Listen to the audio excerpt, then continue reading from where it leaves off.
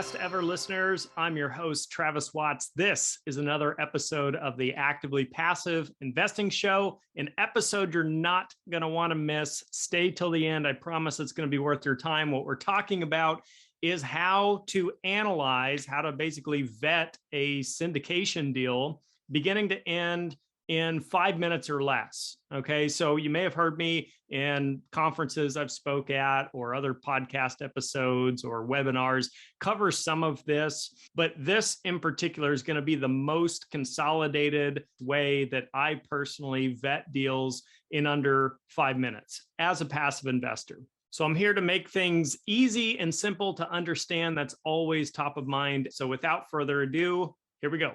The first step is to start with your goals. This is by far the most important step. You cannot skip over this. I see it all the time where people do. I think it's always a mistake. You've got to know, what are you trying to accomplish by investing in this deal or by being an investor in general? And I encourage you not to just set a number goal, $10,000 a month cash flow or $2 million net worth or whatever it is. Forget about the numbers. It's fine if you want to set that kind of as a secondary or just kind of a checkbox kind of goal. But I encourage you to look at lifestyle goals. What is the lifestyle you're trying to achieve? Is it retiring early? Is it having a vacation home and a primary residence? Is it about putting your kids through college? Is it about, I don't know, you, I don't know you as well as you know you. But set goals that are emotional, set goals that really drive you. Are you really going to give up on your kids if we go through a recession? Likely not. I hope not. But you might give up on a goal that's just simply a number that has no meaning attached to it. Like, I wanted a 2 million net worth. Now it's 1. I guess I'll just settle there and call it good. It's good enough. I'm not going to jeopardize on a goal that has to do with a child. If my goal was to put them through college, I will put them through college. I'm going to keep moving. Once you've identified your goals, whether they're number or lifestyle or combination of the two, the next step is what kind of investments can get you to those goals. In other words, let's use that college example. Well, there's really 2 ways you could put a kid through college, I suppose, right? There's save up enough via net worth and just pay for it outright. Or there's the cash flow process. I'm going to invest, I'm going to build up multiple passive income streams, and I'm going to pay the bills and the tuition as they pop up using my investment income. So you need to decide, do you want equity focused deals, cash flow focused deals, or a combination of the two?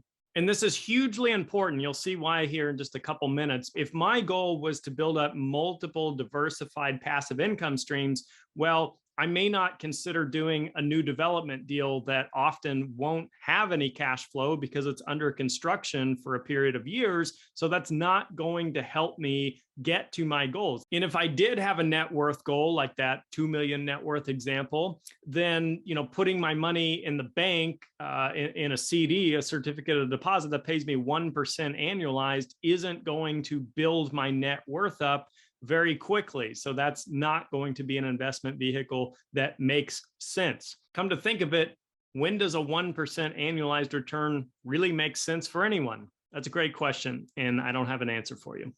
All right, moving on to step number 2, it's know your criteria. So we're setting our goals aside now. We kind of have an idea of what kind of investment vehicles might make sense, whether they're equity and growth focused or whether they're cash flow or passive income focused. But now we have to dive in a little bit deeper. What markets are we interested in? Assuming, of course, that we're talking about real estate. Do you want to invest in the state in which you live, in your own local backyard or community, because you see a lot of potential there, you have a lot of connections there? Or do you want to invest, like I do, in the Sun Belt markets because a lot of people and a lot of jobs are going to those areas? Every city's different. I encourage you not to just generalize and say, well, I like Oklahoma, for example, because Ada, Oklahoma, or Roth, Oklahoma is certainly not Oklahoma City or Tulsa, Oklahoma. Those are vastly different markets with completely different dynamics, completely different tenant demographic. So you've got to be looking at growth, expansion, job diversification, et cetera. And this is the point in your criteria that you really pin down. Is it multifamily that makes the most sense to you? Is it mobile home parks? Is it self-storage? Is it commercial, retail, hospitality, hotels? This is where I would recommend that you listen to podcasts, or you get a mentor, or you pick up a book on learning the differences between the different assets that exist in the space so that you can decide what works best for you. I've decided for me that value add Class B multifamily makes a lot of sense. I believe that it still does today. I've been doing it for over 7 years, but that's just my criteria, and that doesn't make it right for you. That doesn't mean it should be your criteria. And then we have to look at what class of property. An A-class property is newly built. It's got the most luxury finishes and great amenities. It's usually centrally located within a major metropolitan area. B-class properties might be more in the submarket regions, built in the 80s, 90s, early 2000s. C-class may lack some amenities, things like that, have more deferred maintenance. D-class properties are usually in layman's terms, kind of more in the ghetto, so to speak. The only thing below a D-class property is really Section 8 government subsidies, mobile home parks, things like that. So that's your tenant demographic. And sometimes these can be very old properties or have structural issues or a lot of deferred maintenance. So in general, look at it like higher risk, higher reward. I've seen groups come into the C and D space, completely turn properties around and get very large return on investment. At the same time, these properties are a headache and a hassle, and sometimes there's liability risk that's tied to doing that kind of business plan. On the flip side, to look at an A-class properties, these are usually institutional buyers, and these are pension funds and insurance companies and publicly traded REITs, and sometimes syndication groups as well. But again, higher risk, higher reward. They're not taking a lot of risk, generally speaking. So the cash flow and the overall yield might be a lot lower, but it's a safer bet.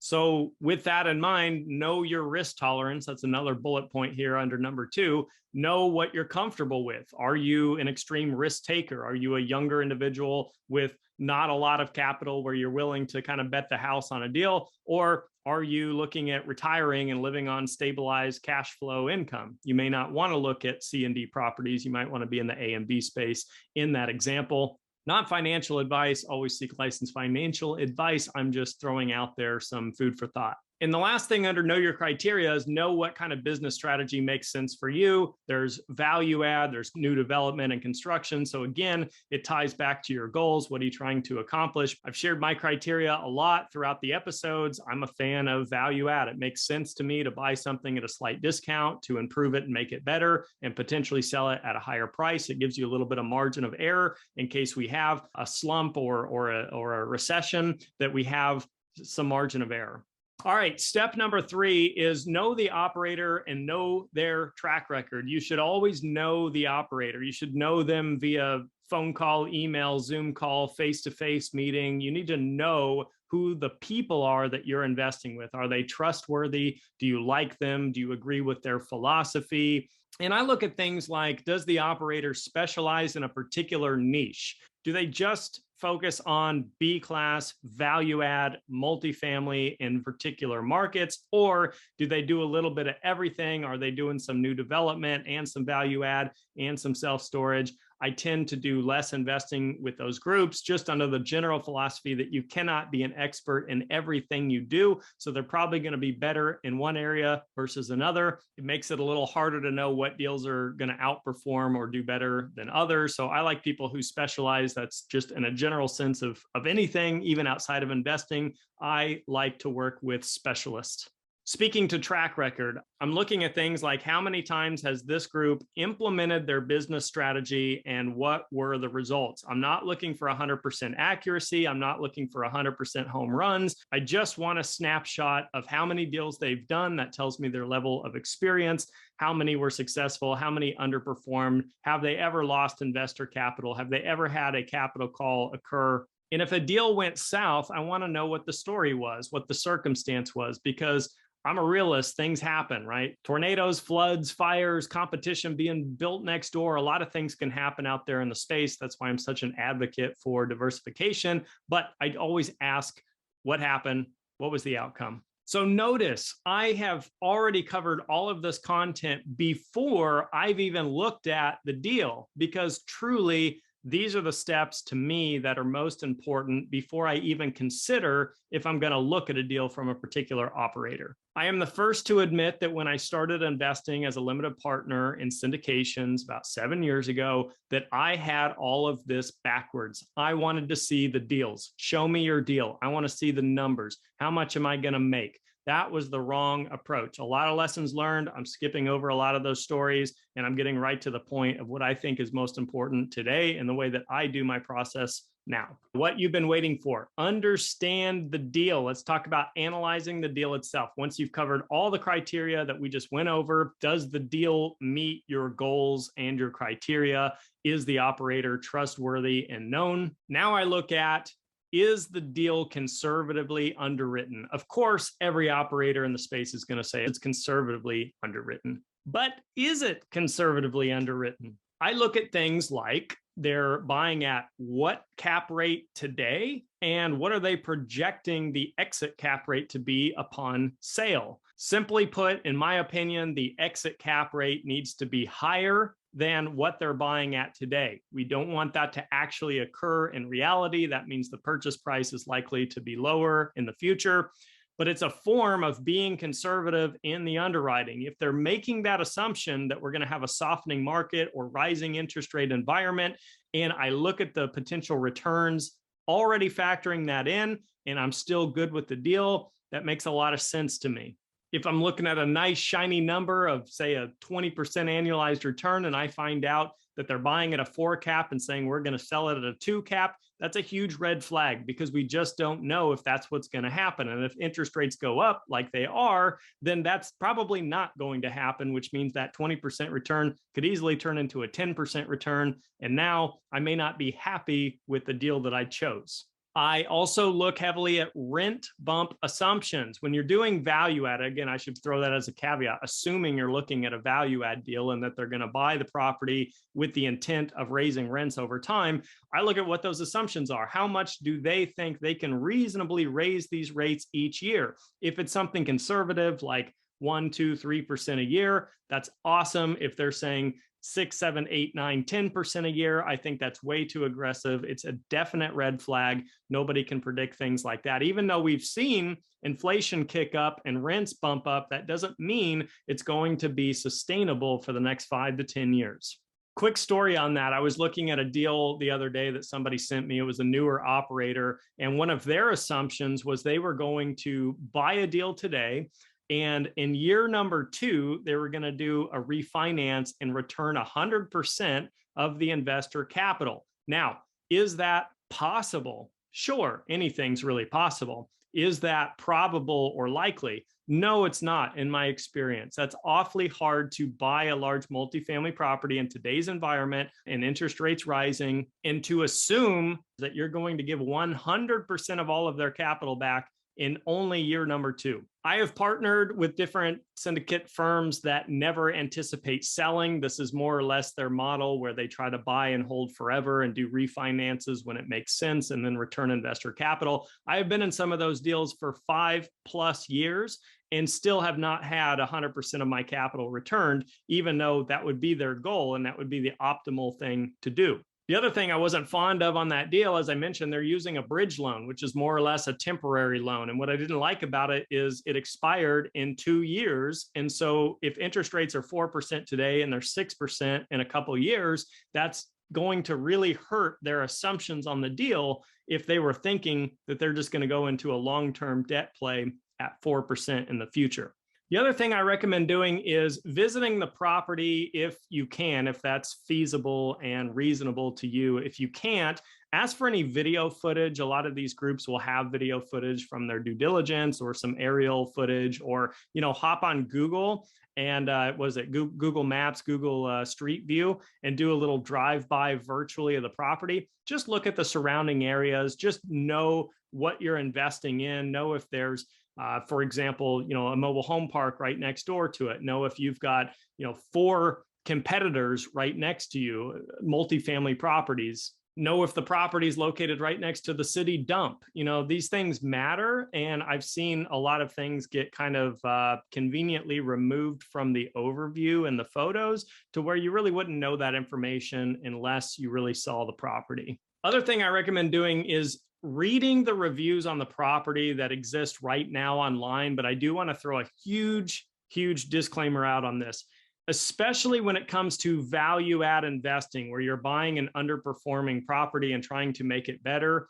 The probability that the reviews are going to be bad are quite high. And there's two reasons for that. Obviously, number one, it's been a mismanaged property. So there's probably complaints you're going to find about the property management or people not taking care of maintenance or having deferred maintenance that's not being addressed. The second thing is just kind of the reality check that, if you or I walk into a restaurant we've never been to before and we have pretty good service, everything goes as planned, the food was good, the pricing was good, we're probably not going to rush out the door and go leave a 5 out of 5 review.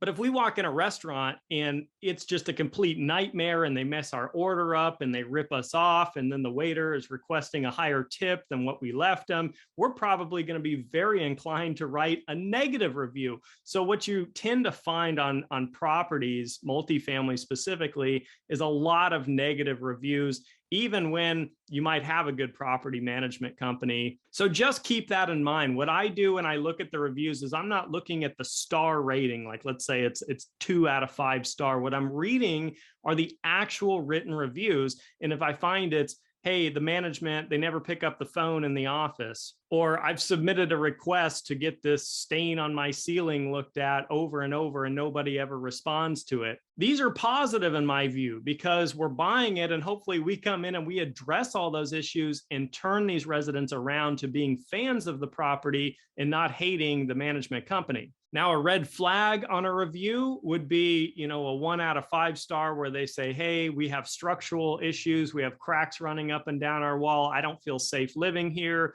My neighbor just got shot last month. There's always police all around the property. My car's been broken into multiple times. These are red flags. It's about the demographic in the area that you're in, and you want to be aware that these are issues that are likely going to come up when you are invested in this property.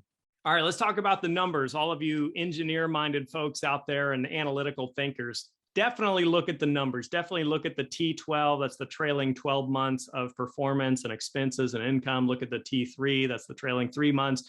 Compare, contrast. But listen, here's my disclaimer. Please don't get caught up in the analysis by paralysis. If you are working with an experienced operator, they know what they're doing, they have a track record, my advice is leave it to the experts. They have already read through this. They've already interpreted the data. They already have a business plan in place to address that data. You or I, being the passive investor that's not going to be hands-on or making the calls, really should not be stressing over a lot of stuff on those statements. It's kind of like looking at a cash flow statement of a publicly traded company like Coca-Cola, and then forming the opinion that the CEO and their team, they don't know what they're doing or talking about. The assumption would be, if I'm an investor in that stock, I'm going to leave it to the team to address those issues. I'm going to assume they know what's going on and they know how to address those best. And if I see any major red flags in a statement like that, then hey, I'm not going to invest. That's always a choice of yours. At the end of the day, the important part here is that you're looking for risks. You're asking questions. Please ask your questions before you invest in a deal, not after, or not the day before you're wiring funds and you've already signed the commitments.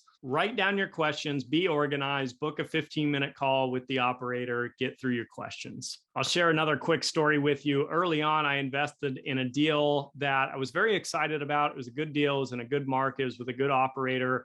But it was with a new operator I hadn't partnered with. And I got so excited. I signed the docs. I did my quick due diligence. I asked, some basic questions, and I got in the deal, and I realized I forgot to ask the distribution frequency, whether it was monthly distributions, quarterly. It ended up being quarterly distributions, which I try my best not to do. That's part of my personal criteria because I live on passive income. And more importantly, the distributions weren't set to even begin for about 6 months. And I didn't realize that either. So it was really kind of a letdown because these are generally speaking, these are illiquid investments. So I was in that deal for 3, 4, 5 years. I can't remember, having that pain point that I had to revisit every single quarter. So please ask your questions up front. At the end of the day, what I want to leave you with after all of this is just simply trust, but verify. Again, if you're working with a highly reputable firm, they've done this a lot, they're very experienced, I am going to have to put a pretty high level of trust in that operator to feel confident in doing a deal with them. However, when you're looking at overviews and pitch decks, everyone wants to make their deal sound amazing. Everyone wants to have the competitive edge. They want to show you the best pictures and the best statistics and the best of everything. So my advice here is to trust what you see, but also double check it. Get on apartments.com. Look at the competition, read the reviews, as I mentioned, do the Google Street drive-bys if you're not able to physically visit the property in person. And you guys, this could be said with any kind of investing, whether you're a stock investor or a real estate investor, you're always having to trust but verify. It'd be nice to assume that everybody's telling the truth all the time and everything's perfect, but we all know that's not the case. So with that, I'm going to wrap up. That is how I vet a deal in under 5 minutes. I hope you found this episode helpful. Please like, subscribe, leave a comment below. Let's connect on social media. LinkedIn seems to be everybody's favorite. Thank you guys so much for the support. I'm always happy to be a resource in the space when it comes to being a passive investor. So if we haven't connected, let's do so. And we'll see you next time on another episode of the Actively Passive Investing Show. Have a best ever week.